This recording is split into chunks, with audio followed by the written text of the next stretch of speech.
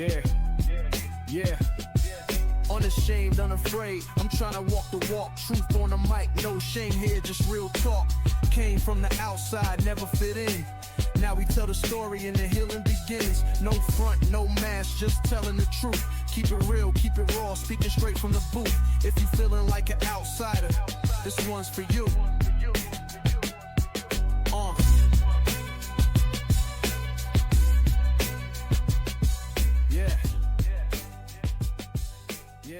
Welcome to another episode of Unashamed Unafraid. We are unashamed of sexual addiction recovery and unafraid of coming unto Christ for healing. Mason, let's check in, man. How's recovery going? Dude, it's difficult, but it's good. I feel like I'm in a spot where I'm just really deconstructing a lot of stuff in my life that was built up. My therapist, Jason, right? Shout out Jason. He calls, like, there's a lot of different names for it, but the false self. I just feel like I'm having to deconstruct all this stuff, the ego, right, that has built up these things, shame, different beliefs, and I'm spending a lot of time deconstructing those. So it's just this, it kind of feels like a constant battle right now. You said the other day, I don't know, man. I don't even know where I'm at in recovery. It just feels like it's this constant, just like learning, growing, overwhelm, pushing. It's a lot, man. Yeah, there's a lot of unlearning to learn a new way. Yeah, well and said. Part of that is really just learning what my recovery looks like. So yeah, and it's hard because I've had this experience a million times in recovery, but a fish doesn't know it's in water. So when you realize you're in water for the first time, suddenly everything is in question. Yeah, especially when you were like in fire for your whole life. Yeah. You know. I'll check in too. I actually relapsed last night, and I'm struggling. I'm struggling with it. I'm going, weeks, months. Actually, we're kind of at that point where I can get over a month in between relapses. But when I do, it's just hard. It's super hard. It impacted my wife last night, and I didn't wait. I mean, I told her like 30 minutes later. I just was not going to carry that shame. I was ready to be accountable, but sure. That's why we do this. Yeah, dude. That's why we do this. Yeah, we talked a lot last night. A lot of shame to unpack there. Yeah, so. There's a lot of shame to unpack there. Yeah. One thing for the audience before we start is we have not raised all of our scholarship money for the year. So if you're out there in podcast land, there's a lot of good that we can do with these scholarships. And we typically scholarship, I don't know, we do over 12, 13 scholarships every single year to send men and women to Warrior Heart, Glory Retreat, and Heart of a Woman. They're, in my opinion, a top 5 life experience. Warrior Heart changed my recovery. Become an outsider. Donate maybe just $5 a month. That's going to help us a ton to reach our goal of sending more men and women on scholarship to those retreats. You can head over to unashamedunafraid.com/donate. We have a really, really cool episode today. We don't actually do this very often, but we invited a guest back. She was so good, we had to have her on twice. And she hates that I'm building her up like this right now. Roxanna Johnson, who you may remember several months ago, we posted an episode on betrayal trauma, and she talked a little bit about the ideas in her book surrounding wives who are forgotten in the battle of sexual addiction. And that is the title of her book, Forgotten in the Battle of Sexual Addiction by Roxanna Johnson. Yeah, and it also has the journey of a spouse, because there's a lot of my story in it. Yes, yeah, and that's what's, as I read through, I haven't read the whole book, but I've read certain little chapters here and there. The authenticity was beautiful.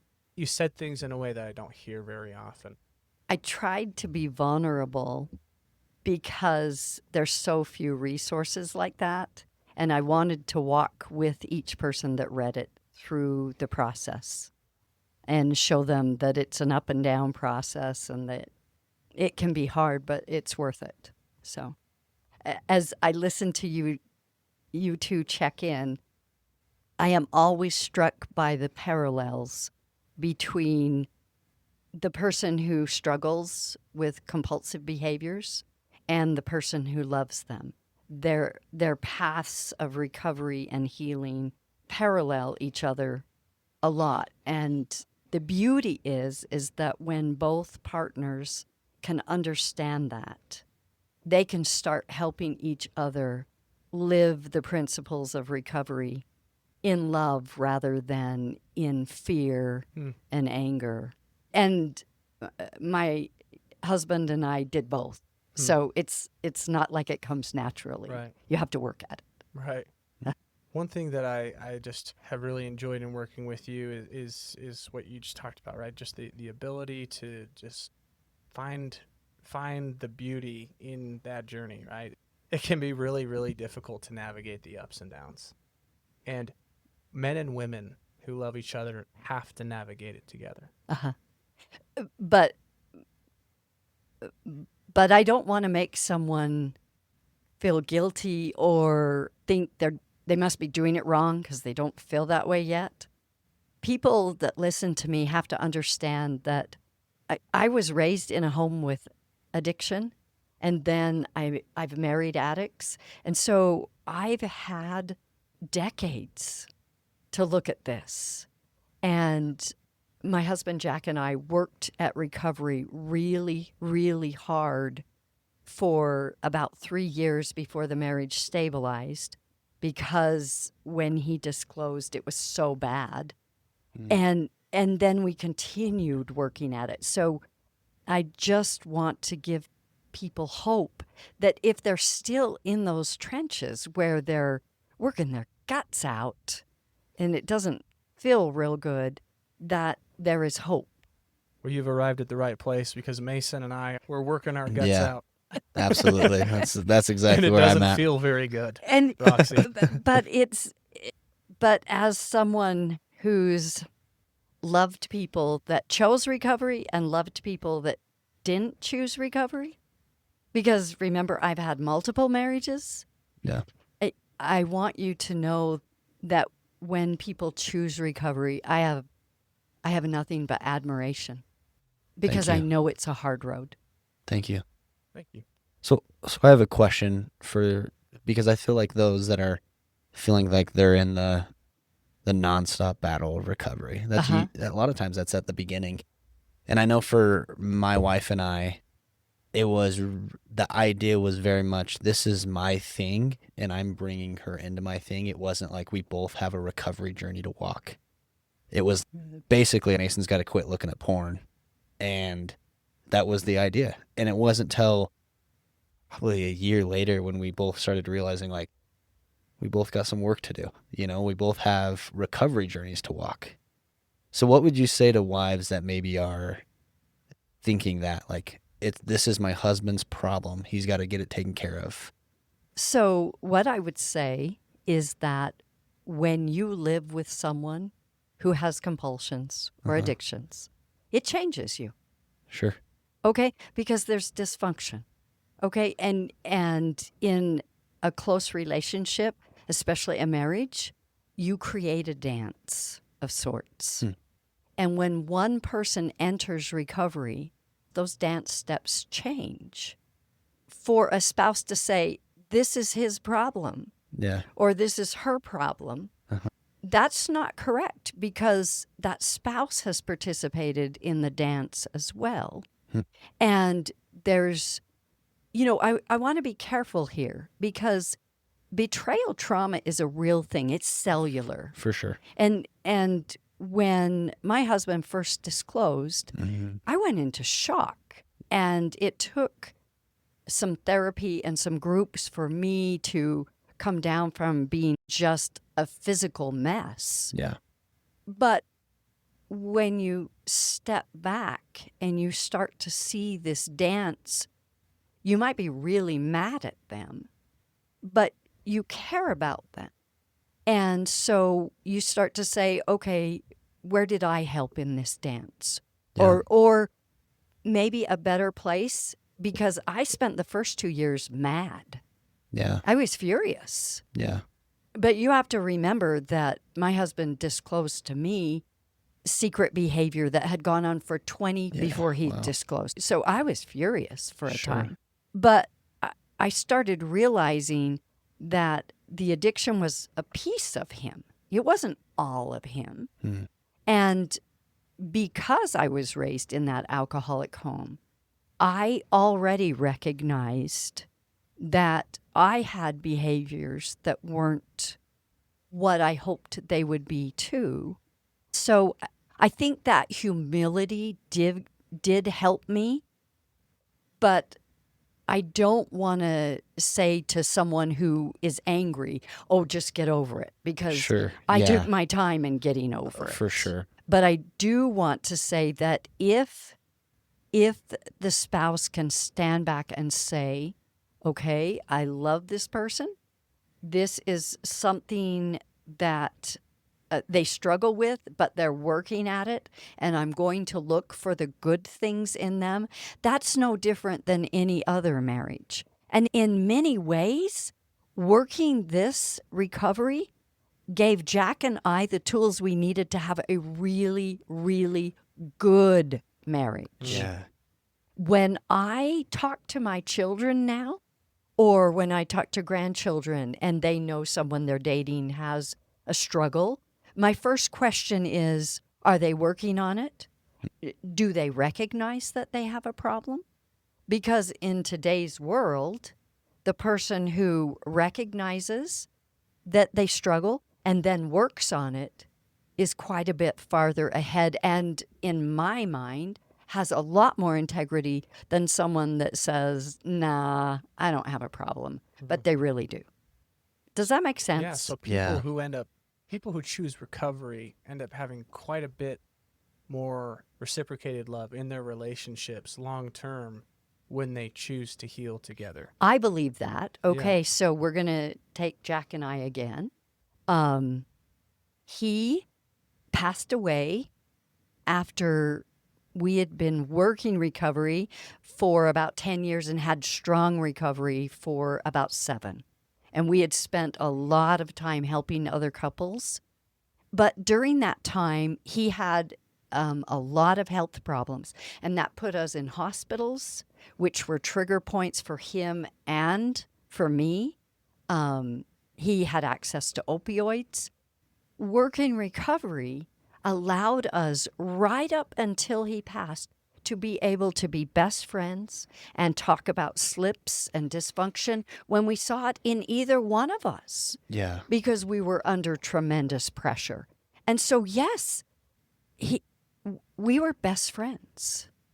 I think it's funny because you said a little earlier, it reminded me of what me and my wife have talked a lot about. And I think that if you do have both parties surrendering, that God has a funny way of using something like addiction to expose the ways that you can heal and become best friends and have this beautiful, wonderful marriage. I agree with that. Yeah. I agree completely with that.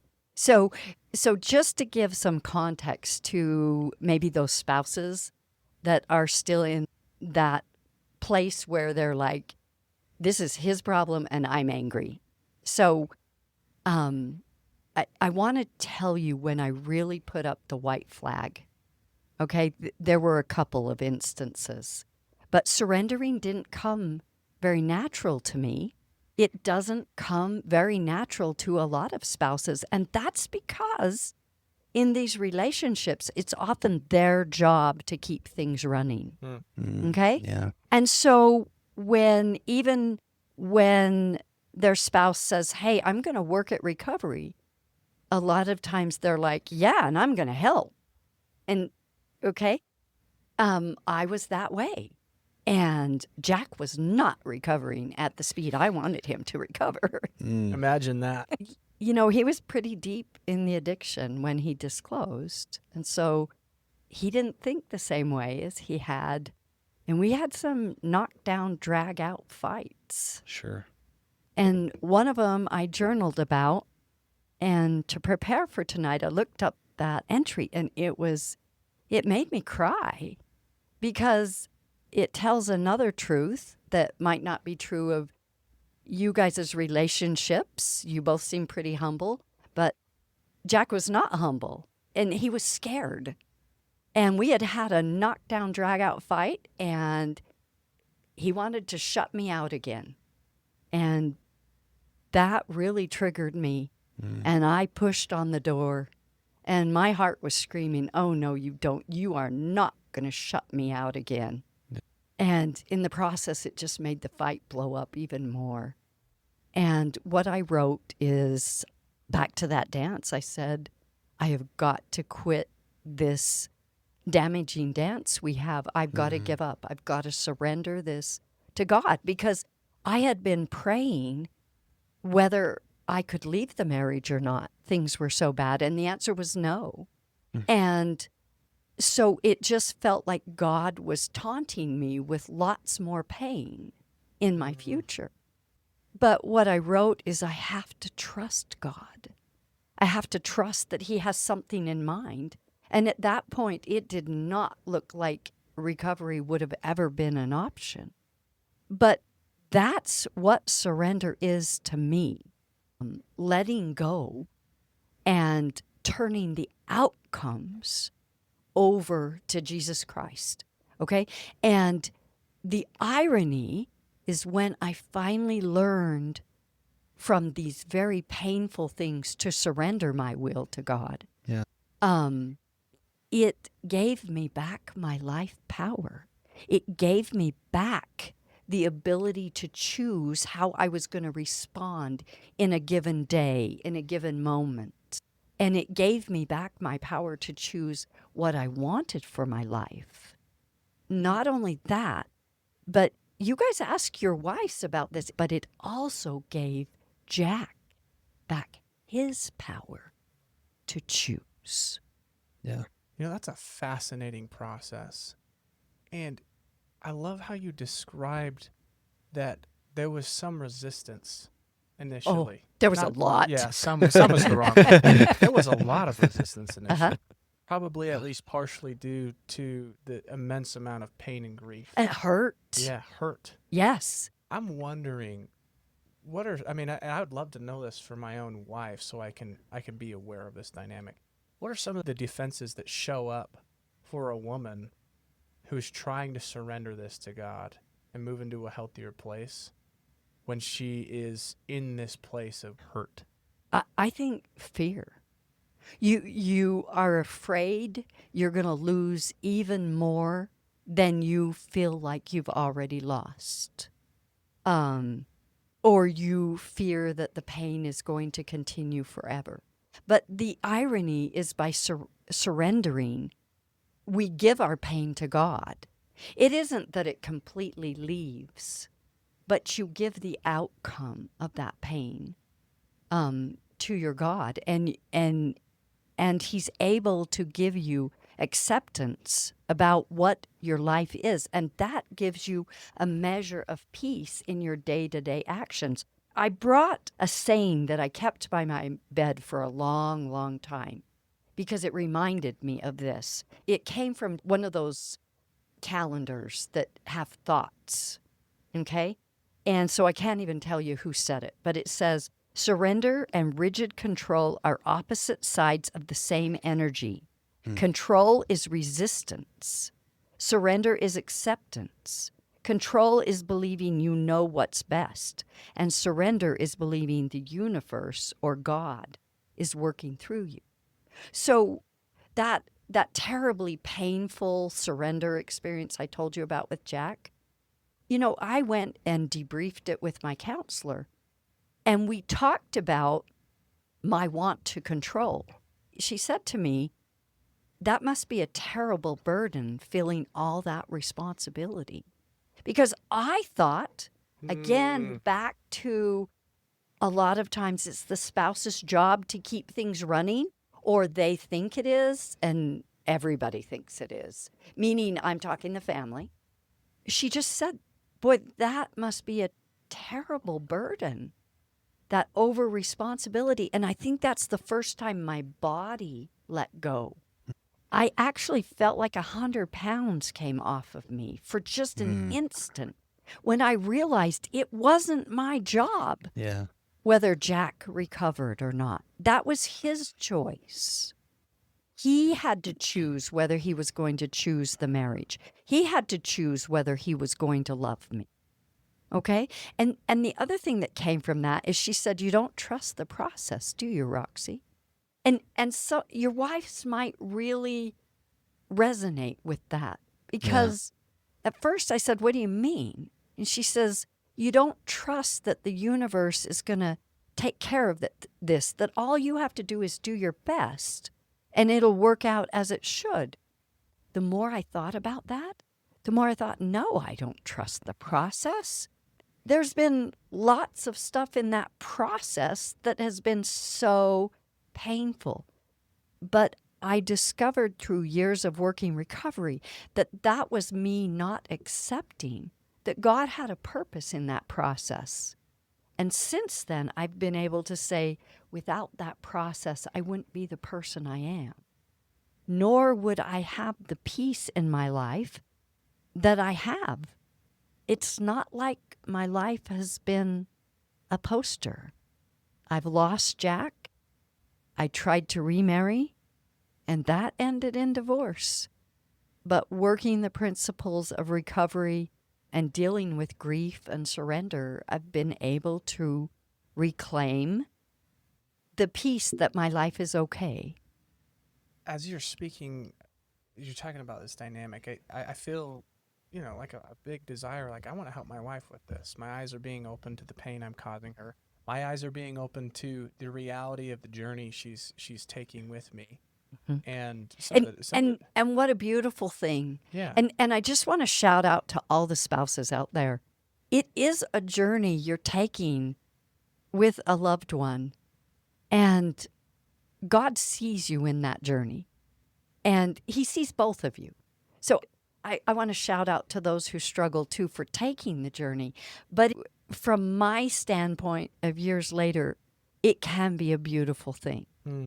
What would you say to someone like me who wants to support their wife? I mean, because you highlighted right off the bat, right? Like, to try to help, right? Quotations, help.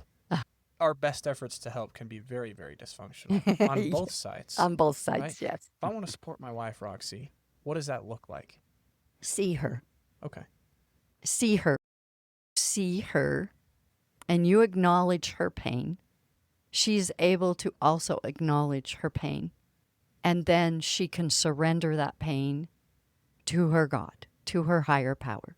So another thing about surrendering, though, when you're in those trenches and you're mad as hell like I was, the thought of surrendering was so foreign to me because in some ways you have to get still to surrender, right? Yeah. And busyness was and is a coping mechanism I use, okay? But I want to tell listeners that, ironically, I found that movement with breath helped me to get still. And that can be, in the beginning years, I ran, and just that steady rhythmic pounding of the pavement with breath, I would start my runs very agitated, and I would end them being able to surrender that day to God. I later learned, because I'm a yoga instructor, that when you bring breath and movement, especially across the midline, you help your thinking brain re-engage, the parts of your brain to talk to each other, and that allows the brain to become more still, and you are more able to use your thinking power to give the pain to your God. Because one of the first steps that I discovered to surrender was I had to emotionally regulate myself. Okay? And this movement with breath can be regulating, especially when somebody is in those beginning stages of betrayal trauma. Everybody gets to find their own way, but I remember on those runs, and I would do them in the early morning, I remember sometimes physically like reaching to my heart to pull the pain out and physically handing it over. You're in charge of this today. I need to live today. So will you take my pain? And it sounds weird, but it worked for me. It's funny you started this out by saying the similarities of spouses and those that have compulsive behavior, because I'm sitting here thinking like, oh, that's me. Huh? Like, I hate pain. I don't want to sit with pain, And so everything you're saying applies to me right now. I think me and my wife are kind of in similar boats with that aspect. Is it's just it's this deep visceral reaction to pain, like running away from pain. And I liked how you put it, because that meditation, right, that running, I think is a huge part of being able to face your pain. Face your pain. Yeah, to sit down and look at it. And that's what surrender allows you to do as well. Because to surrender it, you have to know what it is. You have to say, you have to get past the anger. And you can surrender your anger too. And you get past the anger, and that's when you can kind of take it out and look at it and say, actually, Father in heaven, I am so disappointed. This was a hope and a dream of mine, and it seems to be lost. Or, this is so much different than I expected. I really have seen in my life that God makes beauty from ashes, but it's really important for spouses to be able to hand him those ashes and say, this is what I feel right now. He can take it. He can take you being mad. He can take you being despondent. In fact, he wants to, is my experience. And then when you are able to surrender to your higher power and you see what you're surrendering, that's where that empowerment comes, for you to step back and say, okay, now what do I want? This is where I am. Where am I going to go? And then as the spouse heals and as the person struggling with compulsion heals, then their relationship starts to heal. And then they, as a team, get to say, okay, this is where we've been. This is what it's looked like. This is where we are right now. And where do we want to go from here? And that's where that beautiful empowerment comes from. But we do need to talk about grief, because this process is not possible without the spouse grieving. So what happens to a woman when she doesn't grieve? It comes out sideways. It can come out lots of ways. And I think it came out all the ways for me. Because remember, I had been grieving since I was a little kid, and I didn't know it. And so I had all this emotion stuffed in me. And that's part of why surrendering was so hard. By the time I realized that I needed to surrender and that there was so much pain there, I was afraid of what would come out of my mouth. We're okay as a society when somebody dies. We send flowers. We're like, we're so sorry. That's only one type of grief. And we really don't know how to grieve. Or I didn't.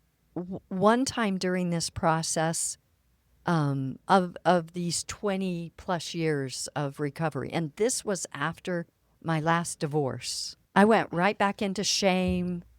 I went right back into feeling almost betrayed by my God, because despite all my understanding, I had fell for the facade that he put up. Okay? And he didn't want to work recovery. It wasn't that I just up and ran. He didn't want to work for recovery. And so there was a lot of grief. And I joined a group. I love groups because I love honest groups, because you can be real. And I was explaining how these waves of grief would just hit me. And I almost couldn't function for 3 or 4 days. And I would be angry, and it was just a cycle. It was starting to be a cycle. And I recognized it was bigger than I was, and I needed somebody who could see what it was. And so I was explaining about it one time, and the woman leading, she looked at me and she said, "So what's your relationship with grief?" And I said, "What do you mean?" Grief's an emotion. You don't have a relationship with grief. And she goes, "Oh, yes, you do. You have a relationship with all your emotions." And all of a sudden, the truth of what she said just welled up, and I was at grief, and I just exploded. I said, I hate grief. I've been grieving for years. I'm so sick of grief. And we proceeded to talk about how maybe I could reconcile my relationship with grief. And it's very interesting because since that point, I've had lots of waves of grief. It comes and it goes. Someone that I dearly, dearly love is gone, from this life forever. But I've never had the experience where it overwhelmed me and made me so I couldn't function again. Yeah. Because I learned to accept it and surrender it. Can you dig more into that? What does it look like to live in a healthy recovery for a woman who knows how to grieve? To me, it looks like surrendering every day, and I have specific steps to my surrendering. To surrender, first I have to regulate my emotions. Sometimes I still let emotions get way out of hand before I'm like, whoa, I'm in trouble here. And so I have to regulate the emotions. I have to be able to still my mind. And that could look like a yoga class. It could look like a walk. It could look like a really good night's sleep with soft music. Okay? But then I have to explore what's in my control and what's not in my control in the situation. What is happening? And then I journal about it. Sometimes when I'm talking in my mind without journaling, I can start down a spiral again. Then I actively take what I cannot control to God. And I say, this is yours. And then I have to choose to act on what I can control, which is my response to the situation, which is how I'm going to think about the situation, which is how I'm going to try and show up for the situation. I have to try and act on what's in my control. But another step, and I think a lot of spouses might say, but what about what I wanted? Surrendering is not giving up what you want. But in this process, one of my very formal steps is to pray to God and say, this is what I wanted. Yeah. This is what I hoped for. But then I have to let go of how that happens. I have to acknowledge that God knows my desires and the process will work.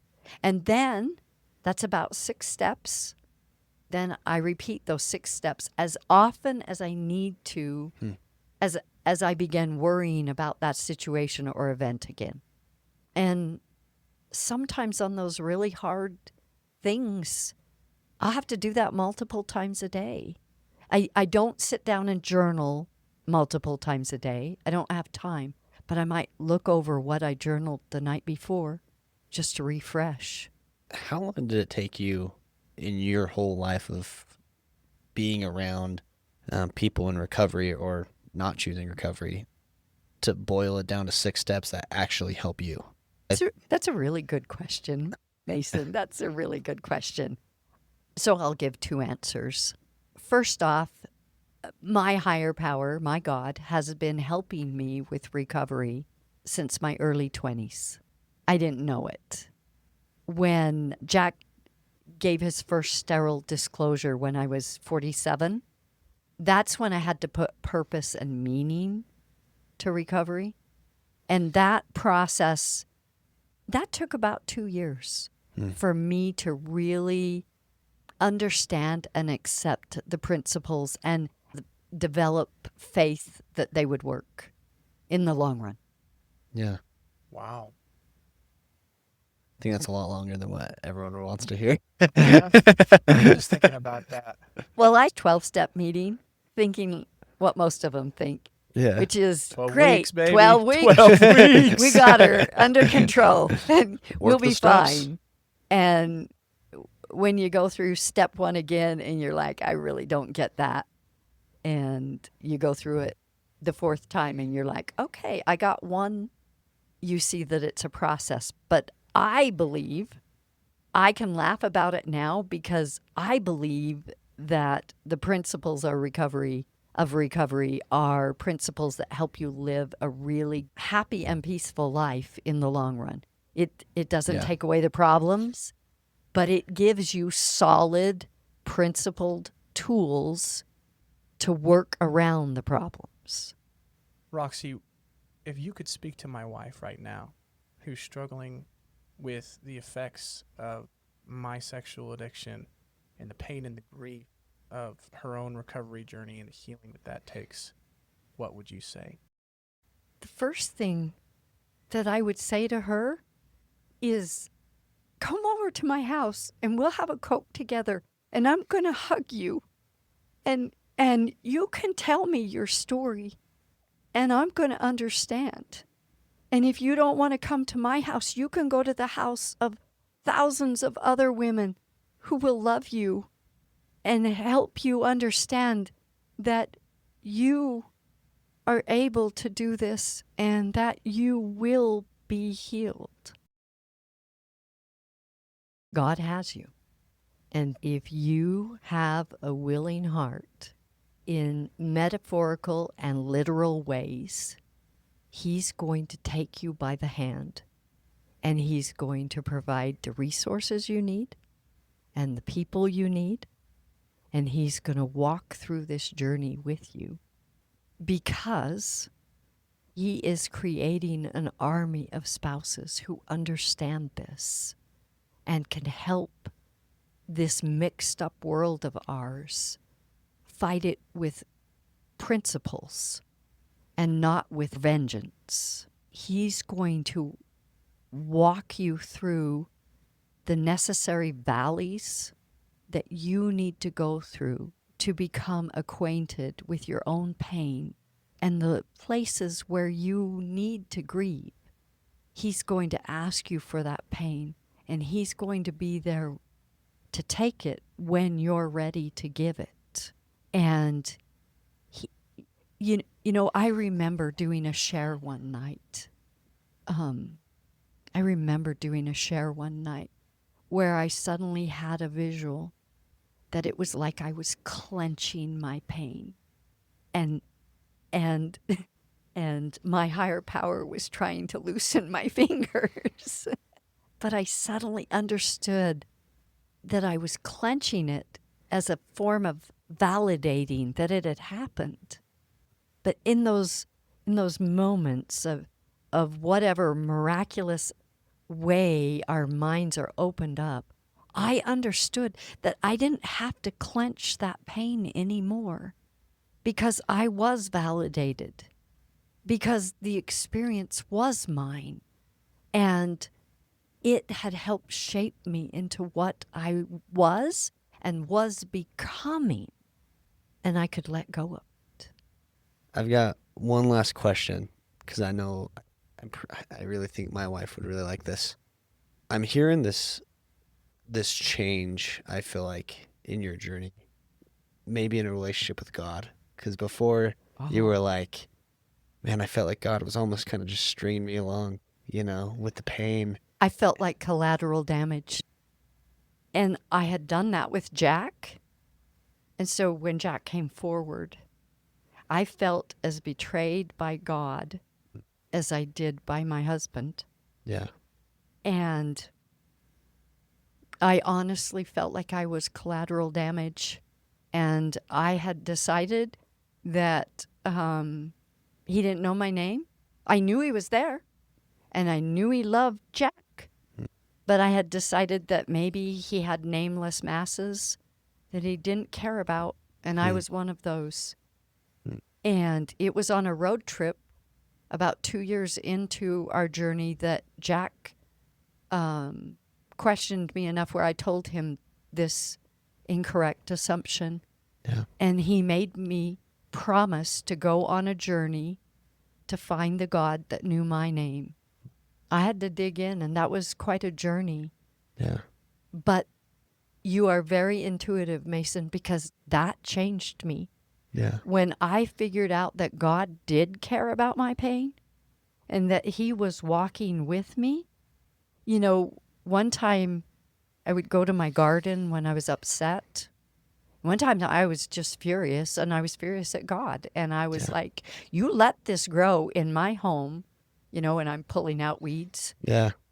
And I knew nobody would bother me because I was in the garden, and nobody liked the garden because it was work, Yeah. And I'm like, you let this grow in my home for 24 years.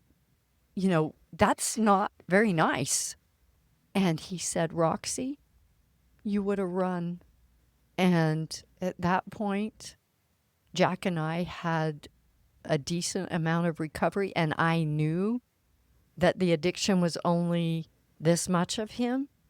And I knew that there were really, really wonderful reasons why I chose to stay and why I wanted to stay. And I had to step back and say, yeah, you did that for me. And I think that most spouses, as they evolve in that journey and find the God who knows their name, and they will find him working recovery. They will find him. I've seen it a million different ways for thousands of women. They will find him, and they will look back and see that he never left them. That's beautiful. Thank you, Roxy. Starting off this, we kind of did a check-in, and that's kind of where I'm at right now in my recovery, and that's where my wife is at right now, is we're trying to find that God who knows our name. And I just love how you put that, because that's what we're doing. And, that's a hard journey too. But that's part of the hard journey of recovery in my mind. Because I think a lot of people come into recovery not knowing the God who knows their name. As me and my wife have been talking about it, we've found a lot of purpose in recovery for just that reason. We've asked the question so many times, which I'm sure everyone asks, well, why? Why me? Why this? And that's exactly the purpose we found, is that God just wants us. He wants us to know that he knows our name. Yeah. And Mason, I'm pretty old. Yeah. And I've loved a lot of people with different types of addictions. And those relationships have had different outcomes. And there's been a lot of pain along the way. But I'm not sorry for the journey now. It took me a long, long time to come to that point. But now I can see that the journey has been kind to me because I'm a different person. Roxy, you're a blessing. Thank you. I don't know about that. 100%. I still have a temper. You're a little fireball, but you're a blessing. And we just really appreciate it. Thank you. I don't yell at God as much, though. Well, for those of us who are still in that phase, we appreciate you coming on and just shedding a light. There's hope. Yeah. And I think both for me and for my wife, we're really going to enjoy going back and listening to this podcast episode because I learned a lot from you. I hope so. And you tell her to come over and see me. I'll tell her to come have a Coke with you. Okay. It's Diet Coke. Thank you. For those of you listening, Roxy is also our editor on the Unashamed Unafraid guidebook. We liked her so much after she recorded the first episode with us that we asked her if she would do that for us, and she has been wonderful to work with. And so we've grown quite a close relationship, me and her working together on the guidebook every week or so. But just a real blessing to my life. So thank you for being on again. Again, that's Roxanna Johnson. She's the author of Forgotten in the Battle of Sexual Addiction, The Journey of a Spouse. The Journey of a Spouse. Yeah. Thanks for joining Unashamed Unafraid. Thanks for listening today. We love to have you on here. We love to share this content with everyone. As I heal, as Mason heals, you guys all heal too. And we appreciate you joining us in that journey.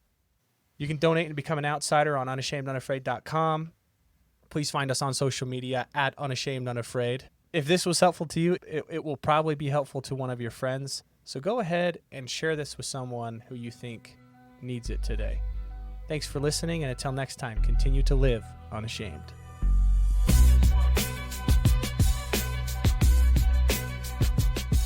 Yeah.